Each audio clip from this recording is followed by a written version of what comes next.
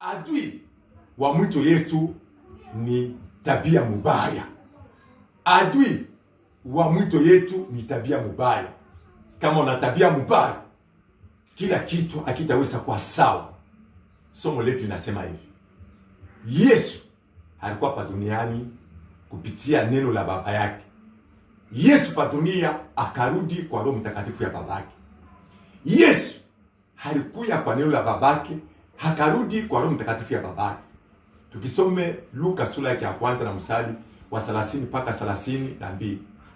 Ni neno la Bwana ilitoa malaika kuja kwa Maria, asema wewe utapata mimba, utazaa. Yesu alishuka kwa neno kupitia kiumbe cha kumbini. Mwisho sasa Yesu akarudi kwa Roho Mtakatifu, wingu ikashuka.